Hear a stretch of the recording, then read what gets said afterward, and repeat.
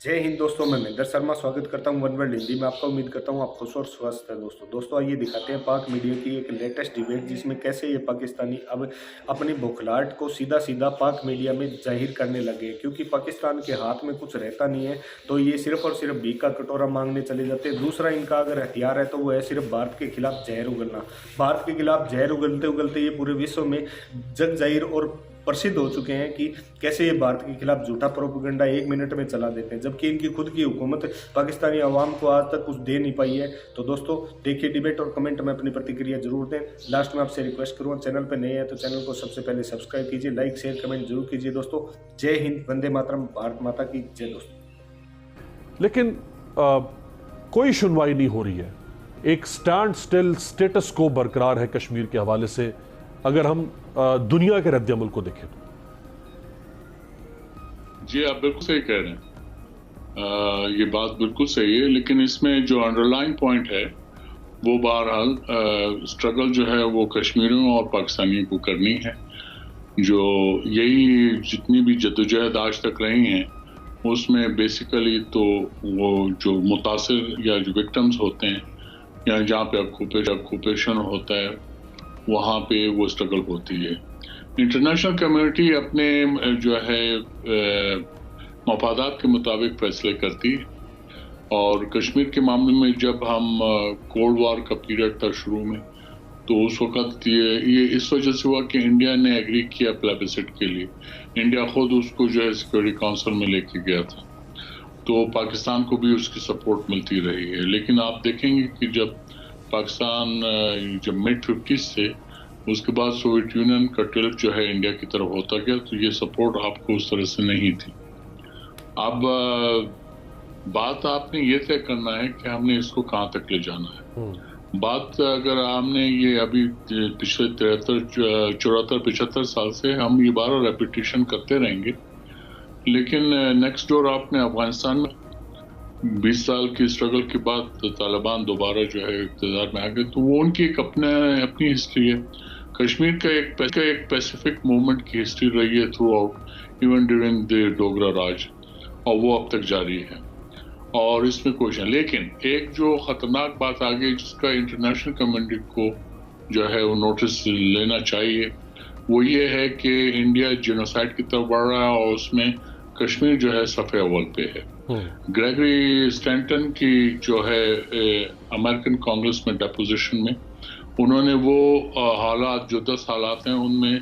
जो जेनोसाइड की तरफ ले जाते हैं, उनमें तकरीबन काफ़ी जो हैं वो इंडिया में ऑलरेडी एग्जिस्ट करते हैं, तो उसकी तरफ उन्होंने इशारा किया है। उनका एक रिसेंट इंटरव्यू भी है, वो इंडियन जर्नलिस्ट और एंकर पर्सन है करण थापर के साथ, वो देखने से ताल्लुक़ रखता है। इसी तरह जो है कन्वेंशन ऑन जेनोसाइड जो है वो उसमें भी बड़े वाज़ेह तौर पे वो हालात जिनकी निशानदेही की जाती है कि जो जेनोसाइड की तरफ ले जाते हैं, जिसमें आप उनको लोगों को क्लासिफाई करने लगते हैं, डिस्क्रिमिनेट करने लगते हैं, उनको आप जो है बगैर किसी वजह के जेल में रखने लगते हैं, आप उनसे कोर्सिव मेजर्स के ज़रिए करते हैं, जैसे रेप एक वेपन के तौर पे आप यूज़ करते हैं। ये तमाम चीज़ें जो इंडिया ऑक्युपाइड कश्मीर के अंदर बराबर से कर रहा है, तो ये वो तमाम के तमाम जो फैक्टर्स हैं जो तो लिहाजा इससे पहले कि रवांडा जैसे वाक़यात हो जाएं, बुरुंडी जैसे वाक़यात हो जाएं, या इससे पहले कि बोस्निया हर्ज़ेगोविना जैसे वाक़यात हो जाएं जिसमें काफ़ी लोगों को जीनोसाइड की तरफ जो धकेल दिया जाए, तो बेहतर ये है कि दुनिया इसका नोटिस ले, वरना फिर हम सब पछताते रहेंगे। जी राइट। जनरल साहब, एक तो मकबूजा कश्मीर जो पहले ही मकबूजा है, यानी एक मुल्क के कब्जे में है, जो आज़ाद कश्मीर है, आप दीदा दलेरी देखें भारत की और भारतीय सरकर्दा शख्सियात की कि वो एक आज़ाद खित्ते को मकबूजा करने के बाद वो एक और आज़ाद खित्ते के बारे में क्या कहते हैं। ये Subramaniam Jaishankar, minister of external affairs Bharat के, इन्होंने आज़ाद कश्मीर के बारे में क्या दिखाया। कपिल पटेल ये यूनियन मिनिस्टर हैं, इन्होंने तो तारीख दे दी है आज़ाद कश्मीर को, ये किस सन के अंदर अपना हिस्सा बना लेंगे। जी जल्द 2024 तक आज़ाद कश्मीर भी मकबूजा कश्मीर खुदा न खास्ता जिस तरह ये भारत दावा कर रहा है ये बना लेंगे, और वो ये समझते हैं कि ये काम भी नरेंद्र मोदी के हाथों होगा। देखिए, हमें इस बात पे हैरानी क्यों है کہ وہ یہ بات کر رہے ہیں، یہ آج سے وہ بات تو نہیں کر رہے، یہ تو اس وقت سے بات کر رہے ہیں جب بھارت کی جو سو کالڈ سب سے بڑا، جس کو ہم ڈیموکریٹ مانتے ہیں، نہرو کے لیڈ کر رہا تھا کانگریس کو، تو کانگریس کی جو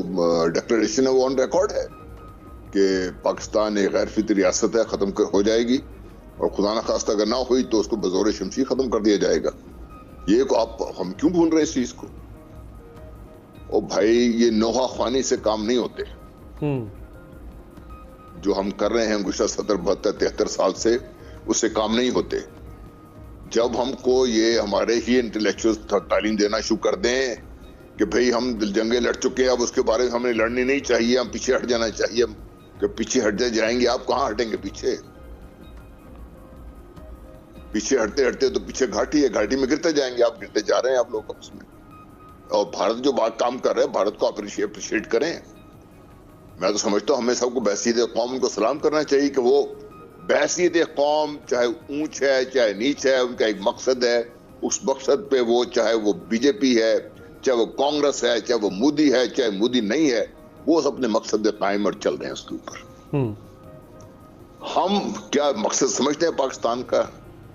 کیا آپ کے بچوں کو، آج کے بچوں کو یہ پتا ہے کہ کشمیر بھارت کو دیا گیا تھا؟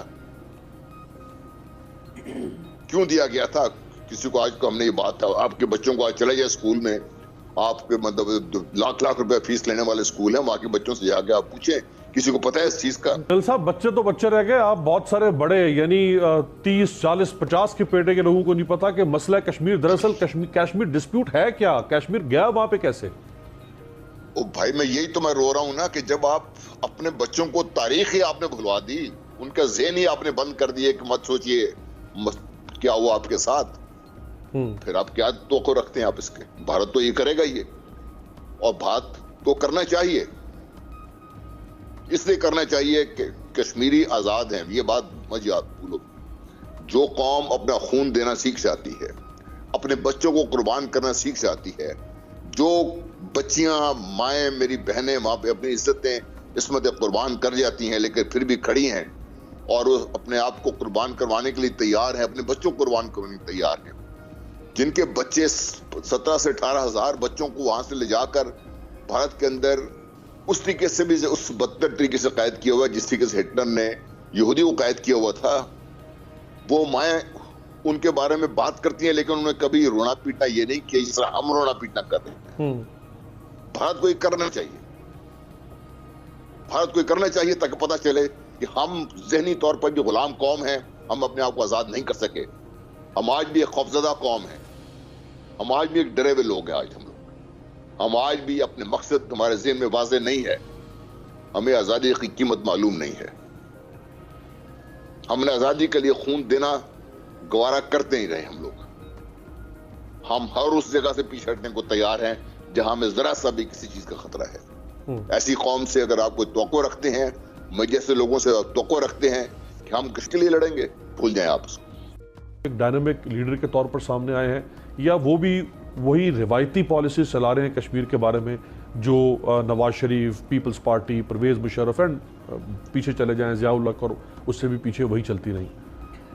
امیر، جہاں تک بات ہے پرائم منسٹر پاکستان عمران خان صاحب کی، یقیناً انہوں نے بارہا یہ کہا ہے کہ وہ بذات خود کشمیریوں کے سفیر ہیں، اور ہم جیسے کشمیری اس بات کو سر آنکھوں پر بٹھاتے ہیں، ان کی بہت عزت کرتے ہیں، لیکن آپ مجھے یہ بتائیے نا کہ ان کا یہ کہنا عملی طور پہ ہمیں کہاں نظر آتا ہے؟ دنیا میں ان کی جو تقریر تھی بڑی زبردست تھی جنرل اسمبلی کی، اس کی باز گشت کافی عرصے سنائی دیتی رہی، لیکن عملی طور پہ کیا بہتری ہے؟ اس کو بھی 2.5 سال ہو گئے، نتیجہ لا حاصل۔ بالکل ایسا ہی ہے، اور پھر اس کے بعد جب کنٹرول لائن پہ کشمیر کے لڑکے لڑکیاں گئے تھے تو پرائم منسٹر عمران خان صاحب نے کہا کہ آپ لوگ میرا انتظار کریں، میں آپ کو بتاؤں گا کہ نیکسٹ سٹیپ کیا اٹھانا ہے۔ اب اس کو بھی 1.5 سال سے زیادہ عرصہ گزر چکا ہے، تو اب میں کشمیر کی ایک بیٹی ہونے کی حیثیت سے، فرینڈز آف کشمیر کی چیئرپرسن ہونے کی حیثیت سے یقیناً پوری پاکستانی قوم کی ازحد شکر گزار ہوں کہ آپ پورا ایک دن یوم یکجہتی کشمیر کے طور پہ مناتے ہیں، آپ کے جو تعلیمی ادارے ہیں وہاں اسپیشل پروگرام ہو رہے ہیں،